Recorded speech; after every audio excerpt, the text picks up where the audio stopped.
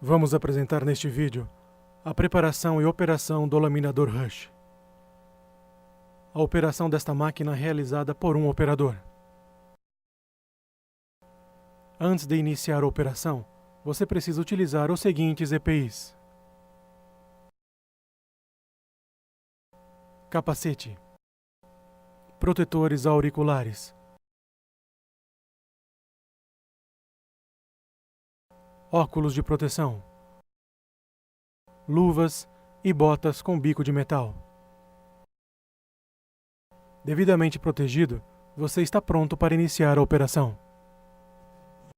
Por segurança, faça o checklist da máquina. Cinta de nylon com capacidade de 2 toneladas. Disponibilidade da ponte rolante e ganchos.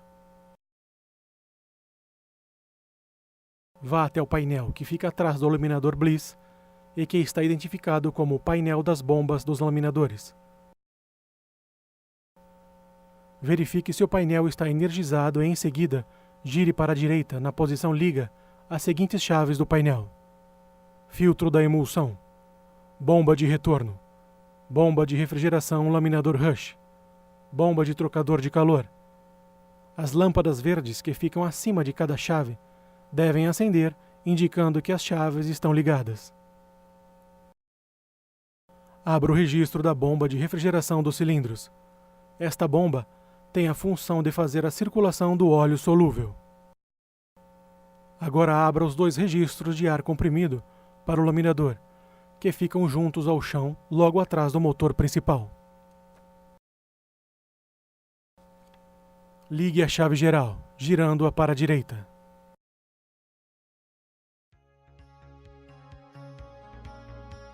Agora vá até o painel de controle e puxe o botão de emergência, liberando assim os botões para dar início à operação. Aperte o botão Preparação Liga. As lâmpadas indicativas Unidade Hidráulica ligada e Unidade de Lubrificação ligada devem se acender. Agora você deve retirar os calços de madeira que estão entre os mancais do cilindro.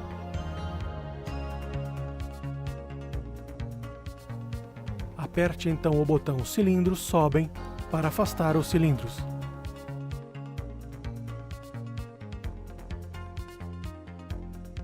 Utilizando esta alavanca, teste agora o avanço e o recuo da placa extratora. Utilizando esta outra alavanca, teste a expansão e a retração do eixo do enrolador.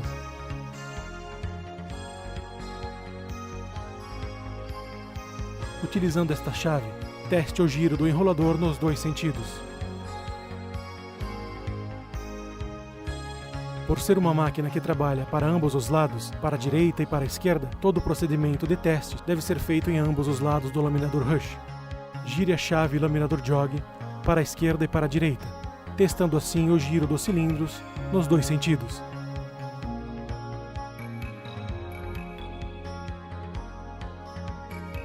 Utilizando esta escova de aço, limpe bem o filtro. Caso esteja muito gasto ou danificado, realize a troca. Esta limpeza é muito importante para evitar riscos no material. Verifique o nível do reservatório de óleo de lubrificação dos mancais e dos cilindros. Caso precise ser trocado ou completado, abra uma OS. A troca de óleo é feita pela mecânica. Vamos assim dar início à operação de laminação. Verifique na ficha de produção e em sua OP as especificações do material a ser produzido, quantidade e tipo de cilindro para cada tipo de material. Você deve verificar as tabelas com essas informações no POP.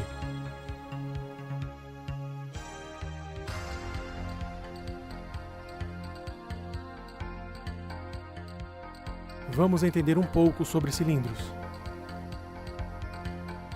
Vamos começar pelo cilindro rugoso.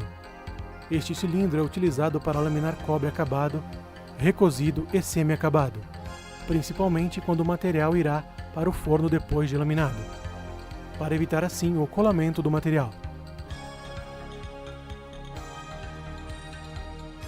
Agora vamos ver o cilindro liso com bombê 0,015 mm. Bombê é o dispositivo utilizado para bombear o cilindro. Este tipo de cilindro é utilizado para materiais onde faremos pouca redução, como por exemplo 0,44 mm para 0,42 mm. Você deve utilizar este cilindro somente para materiais abaixo de 0,50 mm. O próximo cilindro é o liso com bombê 0,025 mm. Este cilindro é utilizado para materiais acabados acima de 0,50 mm, nas têmperas meio duro, 3/4 duro, duro e extra duro.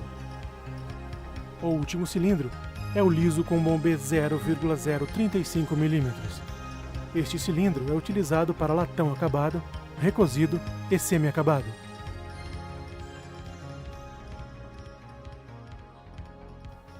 Existem casos excepcionais, como por exemplo, laminar um material que requer cilindro com bombê 0,025 mm ou 0,035 mm, e estes não estarem disponíveis e a máquina está com cilindro 0,015 mm. Este cilindro poderá ser usado, mas para isso será preciso dar um número maior de passes, com reduções menores por passe.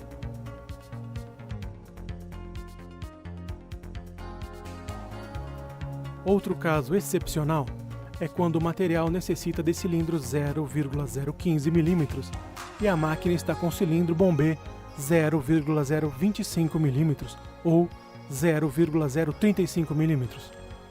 Estes cilindros podem ser usados, mas para isso será preciso regular o registro que fica ao lado do painel de comando. Este registro vai acionar os pistões dos mancais do cilindro de trabalho superior, fazendo uma flexão no cilindro e ativando o bombê.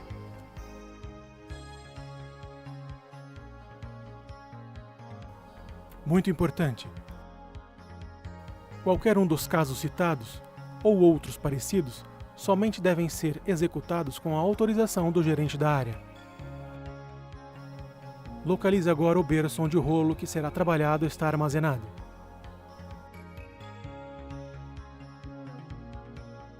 Pegue uma cinta de nylon com capacidade de 2 toneladas e passe por dentro do rolo.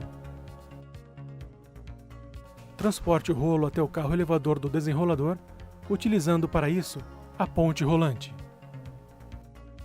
Com o rolo perfeitamente colocado, remova a cinta de nylon. Posicione cuidadosamente o rolo no eixo do desenrolador, usando o controle do carro elevador. Ligue o carro elevador. Vá para frente com o carro.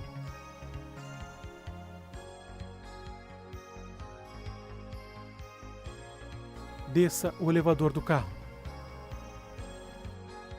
Em seguida, você deve recuar o carro elevador do desenrolador. Após encaixar o rolo no desenrolador, expanda o eixo.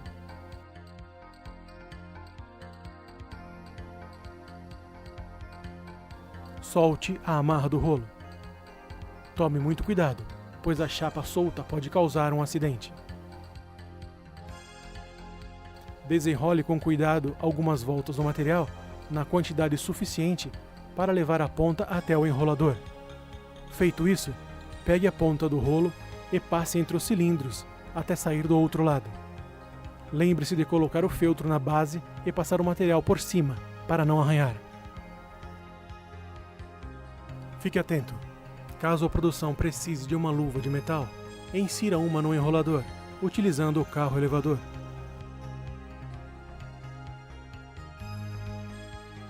Prenda a ponta do material na luva, utilizando para isso fita adesiva. Enrole o material na luva até que fique bem esticado.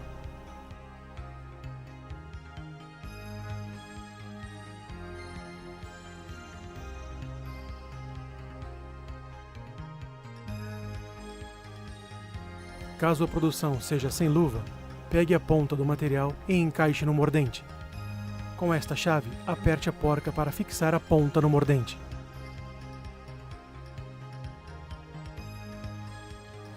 Com a alavanca, expanda o eixo.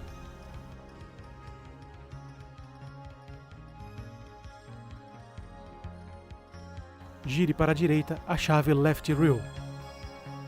Deixe o material enrolar até ficar bem esticado.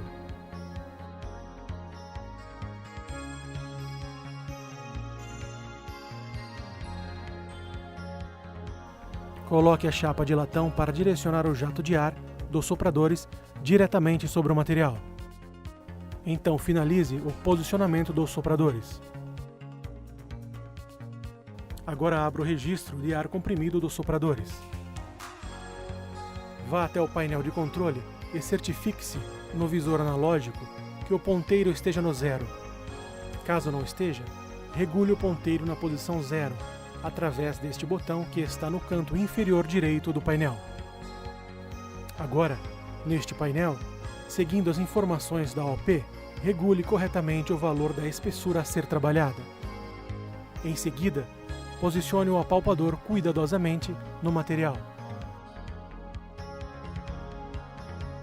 Tenha muita atenção nesta operação, e assim que os cilindros encostarem no material, pare imediatamente de descer os cilindros. Muito cuidado! Se você não parar a descida dos cilindros assim que eles encostarem no material, a máquina poderá ser seriamente danificada. Lembre-se, aperte os botões cilindros descem ou cilindros sobem, até ajustar a abertura dos cilindros para laminar na espessura desejada, seguindo sempre a tabela de passes. Com um micrômetro, tire as medidas das bordas do material. Abra o registro principal de refrigeração que se encontra ao lado esquerdo da máquina. Caso o equipamento tenha ficado parado por um determinado tempo e os cilindros estiverem frios, trabalhe pelo menos no primeiro passe com o sistema de refrigeração fechado para aquecer os cilindros. Você deve regular agora a vazão através dos registros inferiores e superiores. Esses registros ficam aqui, na entrada do laminador. Você deve acompanhar o acabamento do material na saída do laminador, tanto através dos espelhos, como também diretamente no material. Vamos falar sobre alguns problemas mais comuns que podem aparecer durante a laminação. Ondulações laterais. Estas ondulações aparecem nas bordas do material e são causadas por falta de refrigeração ou por redução excessiva na espessura do material. Para corrigir este defeito, deve-se diminuir a redução por passe e aumentar a refrigeração nas bordas do material. Ondulações centrais. Estas ondulações aparecem no meio do material devido à pequena redução por passe. Caso de material com têmpera 1/4 duro, falta de refrigeração no meio da chapa ou ainda pelo uso de bombê incompatível, com a redução a realizar. Para resolver o problema, utilize bombê 0,015 mm para materiais acabados de 1 e 2 passes, aumentando a redução por passe ou aumentando a refrigeração no meio da chapa. Outro recurso é o uso do anti-crow, que é este registro, localizado ao lado do painel de comando. Aumentando a pressão neste registro, será criada uma flexão contrária no cilindro de trabalho superior, aliviando assim o bombê.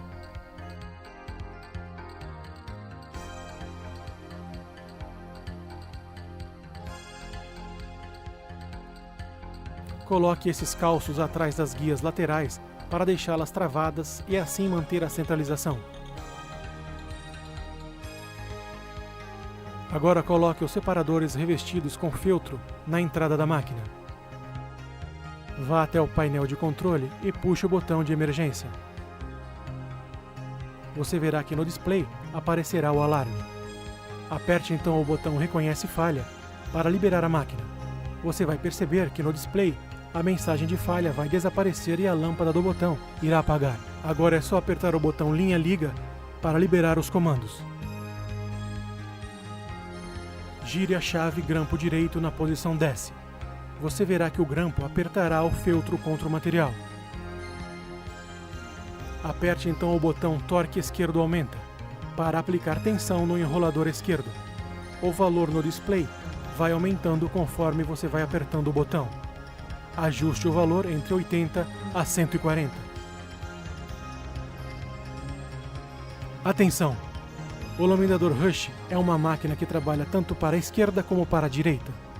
Você deve seguir a sequência e orientação a qual está trabalhando.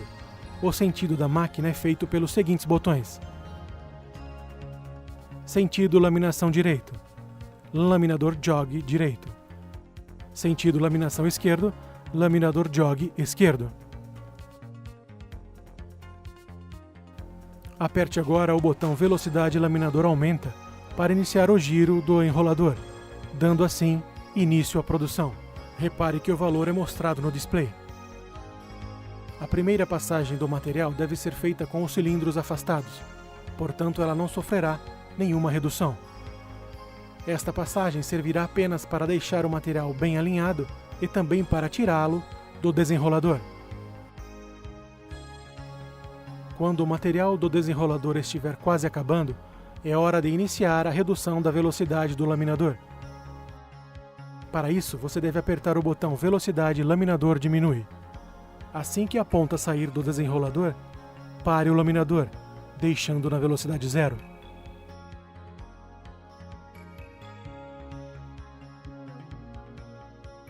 Agora, vá até a máquina e feche o registro de ar comprimido do lado direito. Afaste o soprador e retire a chapa de proteção. Assim que terminar de laminar, pegue uma fita de amarro e amarre o rolo com cuidado.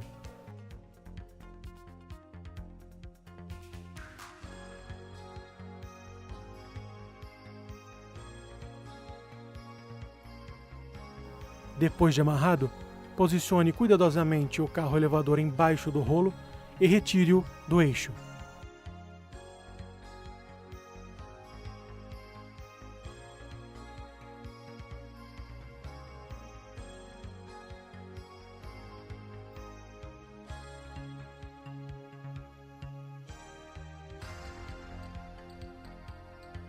Identifique o material utilizando a caneta apropriada para isso.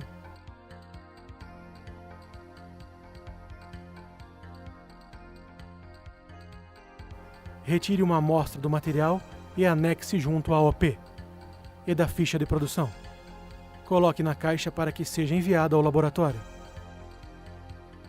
Tire o rolo do carro elevador e coloque-o no berço indicado na OP.